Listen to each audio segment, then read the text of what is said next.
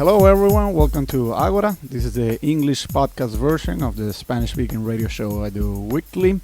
I'm your host, Gabriel Andrade, and joining me on the other end of the line is Ellis Cashmore. He's a university professor and author of many books, especially on the sociology of sports, racism, and celebrity culture. Hi, Ellis. Welcome.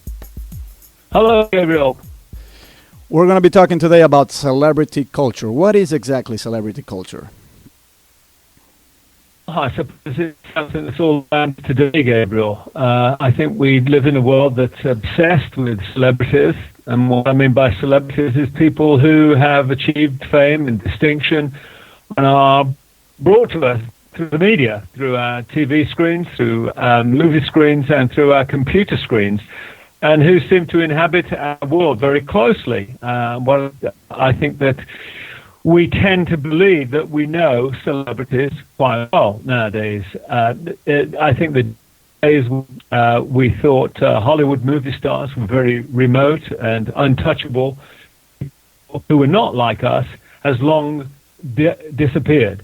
And today we live in a world where we believe we know celebrities. And the reason why we believe we know them is because there is so much of them. You need to read about and to listen to and to see, and of course to communicate with via our social media, via Twitter and Facebook in particular. Right. Do they have any real talents, or are they famous for being famous? Some have talents, depending on, of course, what you mean by talent. It's we who define what is and what isn't talent. When I say we, I mean you, me, all of our listeners. There is no such thing as talent as a kind of an essence, a gift, a capability. It's not something that we have. It's something that we impute to people. And I mean that we tend to think of people as talented because we appreciate what they do.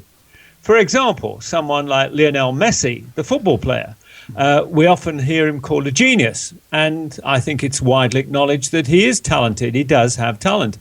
But in another era, for example, when they didn't play football, maybe 200 years ago, people would not regard him as talented at all. They'd say that this is somebody who can kick a ball about.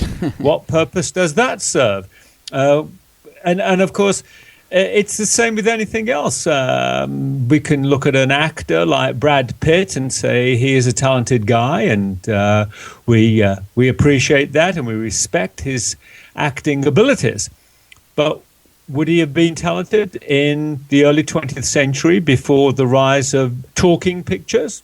Maybe in the silent movies, he wouldn't have been so talented. And 50 years before that, before movies were even invented, he wouldn't even have a job. So I think the idea of talent is something that moves, and we move with it. As culture changes, so do our definitions of talent. So this is a long way of answering your question, Gabriel, but I don't think there is such a thing as talent that's good for all epochs and all cultures. I think it's just a question of how we define it. Now, if you're going to say, do we think all of our celebrities are talented? That's a slightly different question. And I'm sorry, I'm being interviewer and interviewee at the moment. No, go ahead. But I think that we don't care very much. We see someone like Kim Kardashian, who is one of the most famous people in the world. She's all over the papers at the moment. And I think if you went round to the next 20 people you see and say, do you think Kim Kardashian is talented? They'd probably all agree she isn't, but she's just there. She's everywhere you look. And appearance is, I think, probably as valuable as talent nowadays, because that's what she does. I mean, she doesn't act, she doesn't sing, she doesn't appear on stage, she doesn't write books, she doesn't do anything in particular, she just appears. And appearance is very important. And that, I think, is the key to celebrity culture. But if someone appears enough and often enough, they appear to be part of our lives. But she needs to have something, I guess, that the rest of us mortals don't. Because how come you and I are not celebrities? Well, maybe you are an academic celebrity, but I mean, not I. Definitely. No, neither of us are. Neither of us are. Right, but celebrities. then, I mean, how come Kim Kardashian is, or Paris Hilton, and how come you are not? They need to have something that we don't. And what is it? It's what I'm trying to get at. I mean, because it's a mystery to me. The media. The media is the simple answer to your question. Well, but this begs the question. Media. Yeah, but this begs the question: why do they get media attention, and why don't we get media attention? And there is no one single answer to that. People get media attention for doing different things or for not doing different things. It really is almost random. If you can capture the media's attention and engage the consumers, that is you, me, and everybody who's listening at the moment, capture their attention, then you are on the road to becoming a celebrity. So actually, you don't have to do anything. I mean, you can just be a victim of something. You know, you could be a victim of a crime or some kind of scam, and that gets you in the news, and people either like you or hate you. Doesn't really matter as long as they are interested with you. And their interest then feeds the media, who think we need to reflect this person's interests. So we will feature them in stories and feature them prominently in various ways. And the more we become familiar with them, the more we engage with them. Now, I think ultimately this is democratic. I know that sounds an extraordinary thing to say, but it is. Bear with me. If we don't like someone, we don't like them so much that we still find them interesting, then they remain a celebrity. If we love them and think that they're adorable people and we enjoy engaging with them, they still remain a celebrity. Right. But if we are indifferent towards them and we think, this person really isn't very interesting, so who cares, then they cease to be a celebrity and they will just disappear into oblivion. Right. The media make this possible, but we are the ones that ultimately determine whether someone is or isn't a celebrity. So that's what I mean by saying that it has a kind of democratic potential. Right. Psychologically speaking, what's going on? I mean, where does our curiosity come from to check other people's lives? Well, I think, again, I don't want to be a cheat and keep saying it's the media's fault, but it's difficult to escape the reality that the media is simply more influential over everybody's life than it ever has been in history. And I mean in history. There has never been an age where the media dominate as much as they do today. They don't simply surround us, they invade our minds. Practically everything we do through the media nowadays. We're doing it at the moment. When I finished with you today and when you finish with me, we'll both go back and engage with the media in some way. And then later this evening, we watch our TV screens or our movie screens, or we watch advertising. Practically everything we do is via the media. And I'm sure all of our listeners use Twitter and Facebook and LinkedIn and any number of other social media sites. And it's almost as if we're living through the media at the moment. It's almost like we're incapable of engaging with each other as human beings because the media has made it so much more convenient and so much more enjoyable for us. So everything we do, from when we wake up in the morning to when we go to bed at night, we do it through the media. So your questions are still there, and I still haven't answered.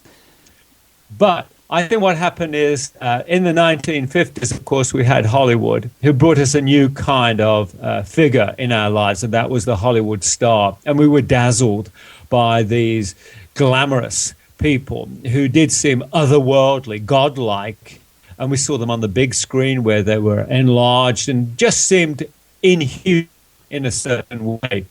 And then I think in the 60s, something quite crucial happened. Elizabeth Taylor arrived. I think Elizabeth Taylor is a crucial figure in understanding all of this. She was, as our listeners may know, a woman born in England who traveled to the United States as a young girl and got into the movies, became a child star, and then an adolescent star, And she was already a big name in the movies by the time she hit her early 20s. And during the early 60s, she probably rose to be the most famous woman on the planet. I think she really was that famous. Everybody knew who Elizabeth Taylor was. And when she was approached to star in the movie Cleopatra, she demanded $1 million. It was an absolutely unheard of amount back then. I know today it's nothing, you know. Oh, $1 million, is that all? But back then, nobody had earned that kind of money. And she just sort of said, oh, I don't really want to do this movie. Tell them I'll do it for $1 million US. And she got it. And during the filming of the movie, they were making it in Rome. She had an affair with her co-star, who was Richard Burton, a Welsh actor, mainly known for his Shakespearean roles before that, but he'd also done a few Hollywood movies as well. Both of them were married. Burton had children, and Taylor also had children. And they were filming, remember, in a Catholic country. And they tried to conduct their affair privately. But, of course, what they didn't encounter, or what they didn't, I should say, bargain for, was a new breed of journalists, and I'm sure all our listeners are going to know the name of them, the paparazzi. And we didn't call them that, of course, back then. But the word is Italian, and of course, this is where we get the term from, paparazzi. And they reported it, and it was a scandalous affair. And I think the importance of this was that up to that point, Hollywood movie stars had been allowed to divide their lives. They have a public life in which they portrayed themselves as they wished their public to see them, and a private life which was secluded, isolated, and completely private, and none of us knew about that. But this one affair, because it was so well publicized, signaled to the world, if Elizabeth Taylor could not have a private life, no one could from that point. And I think that crucial moment, it was in 1962, really marked the start of a new phase in the way in which the media treated famous people. And that is, they didn't respect them any longer.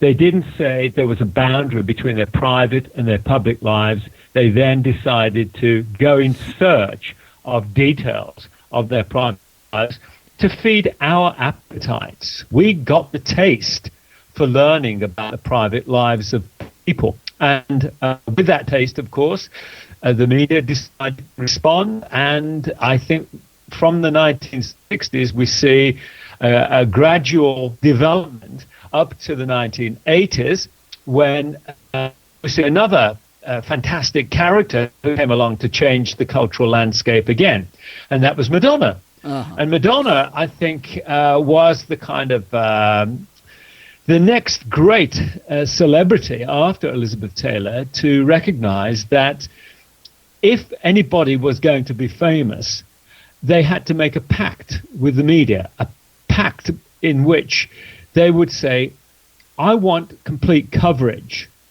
We now have a global media, and I want coverage. I want wall-to-wall coverage. And in exchange, I will let you into my private lives. I will share every secret, sometimes embarrassing secret, particularly sexual secrets. And I will share them with the media, and in turn, the media will share them with the world. And I think after Madonna did that, I think anybody who wanted to have a serious career in show business, whether in singing or the movies or even the fashion industry, had to come to terms with the fact that they couldn't have a private life any longer. They were going to have to surrender that to the media. And I think there is a third character to complete the story who came along, and that was, of course, Princess Diana. Right. And during the late 1980s and through the 90s, of course, she died in 1997. She was, without question, the most famous woman in the world. She was also the most loved woman, and she was the most media. I won't say media-friendly woman, because I don't imagine she was always very pleased with the way the media pursued her. But certainly there has never been a woman who engaged the media quite like Princess Diana did, because practically everything she did was minutely chronicled by the media. And the reason they did it, of course, was because we enjoyed learning about Princess Diana. And we still do, of course. You know, I think even so many years after her death, people still love her. So basically, therein lies a short history of celebrity culture. Of course, our listeners can always read my book called Celebrity Culture and get 350 pages on it. Indeed. Well, I've read it, and I think it's a wonderful piece. Now, it gets my attention that those three examples that you mentioned, all three of them are English-speaking. And I think, and correct me if I'm wrong, I think this is a major testament to the influence of Anglo-Saxon or even cultural imperialism. I mean, why are English-speaking celebrities more prominent than French-speaking or Arab-speaking or even Chinese-speaking? Well, there's obviously a historical reason that the Hollywood film industry did deal in English language movies in the main. Not exclusively, but in the main. So the overwhelming output from Hollywood was in English. And I think the rest of the world, because they became so fixated with the Hollywood movie genre, they learned English. And so they engaged with people who spoke English as their first language.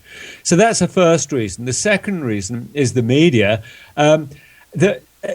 I mean, we're talking in English at the moment, and you're in Venezuela, and of course you're a Spanish speaker as your first language, but I imagine all of your listeners speak English, otherwise, and I imagine they speak and understand English perfectly, otherwise they wouldn't be listening at the moment. Right. So I don't think it's so much a kind of a cultural imperialism. I don't think the English language societies have set out to dominate the world culturally.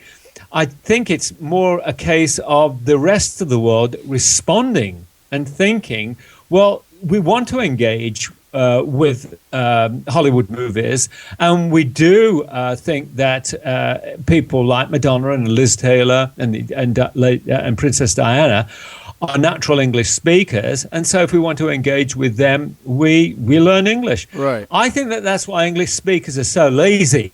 I very much believe this. Right. I mean, I have a smattering of French, but it's hopeless. Right. And it's because everywhere I go in the world, and I've worked outside Europe and North America. I've worked in Asia. Everybody speaks English, and it makes English speakers lazy, and I own up to it. Right. If I'm trying to engage in a different language with someone, then I have to think about it.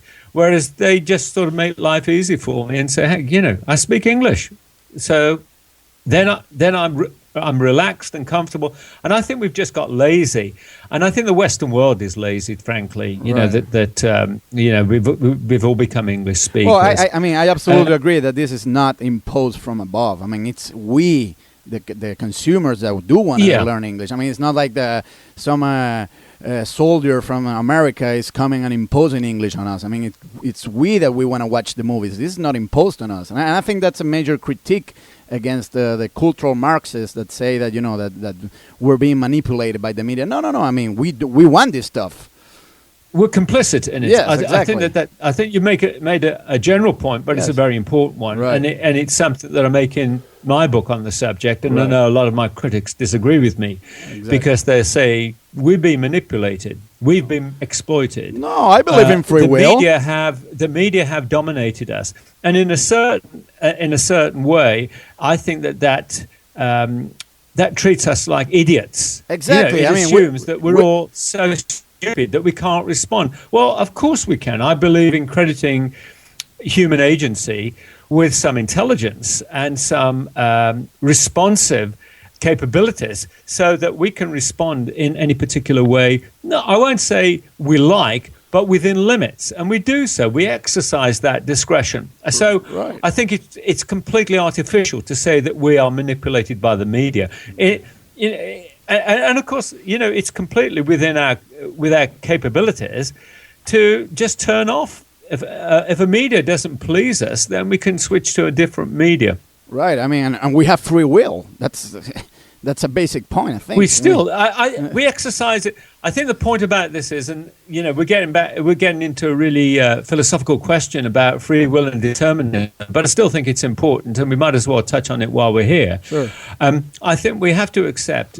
Well, we don't have to accept, but I think it's sensible to accept that as human agents, we do have free will. The manner in which we exercise that free will is not unrestricted. We have a framework in which we exercise free will, but it's a framework that we are constantly negotiating. We're changing the boundaries of that framework all the time, and I think it's simply overly deterministic to say that we are simply respondents to cultural forces. Right. Sorry to start with the intro sociology. Well, no, but I think this is the most interesting stuff. Ellis, we're about to close, but one final thing that I want you to comment. When did politics get involved with celebrity culture? I mean, today we turn on a political show, and it's not so much about what's the best way of organizing societies, how to exercise power, and so on. I can give you a clear answer. Bill Clinton brought it along. But what about, for instance, Napoleon back in the early 19th century? There were a lot of rumors about his affairs with Josephine and so on. I mean, sure, Bill Clinton is the major figure, but weren't there people before Bill Clinton in celebrity culture involved with politics? I don't believe in the way that we understand them today. I think there were famous people. I can't imagine that the rumors about Napoleon and Josephine were circulating back then. I think that these are things that have been handed down through myths and apocryphal stories, and they have circulated ever since. Here's the big difference. They did not have electronic media prior to the 20th century. This is a product of not just the 20th century, but really the late 20th century in a certain way, in where television didn't come along until the 1950s, remember. So I think that the first politician who really began to take full advantage of celebrity culture was Bill Clinton. And I think after Clinton, everybody else realized that if they were going to succeed politics, they had to follow the example of Bill Clinton, rightly or wrongly, possibly more wrong than right, because I think a lot of politicians have come to the fore and been successful purely because they're media friendly. And if our listeners can probably guess who I have in mind, being an Englishman, Tony Blair, who I think was, well, I mean, we'll have to say for another discussion, but I loathe Tony Blair, and I think, as I say, but you'll have to give me another half hour if you want me to get onto the subject of Blair. But this man has my contempt, and I think he was one of these guys who came along, followed the examples of Bill Clinton, learned his lessons very well, and presented himself really as a show business performer, and he fooled everybody. I just think he duped the English and possibly the world. Well, we'll talk about we'll talk about Tony Blair on another occasion. I promise. I mean, well, Ellis Cashmore, thank you so much for receiving our call. This is a most interesting talk, and you're definitely one of the key authors in celebrity culture. I look forward to talking to you soon again. All right, have a good one.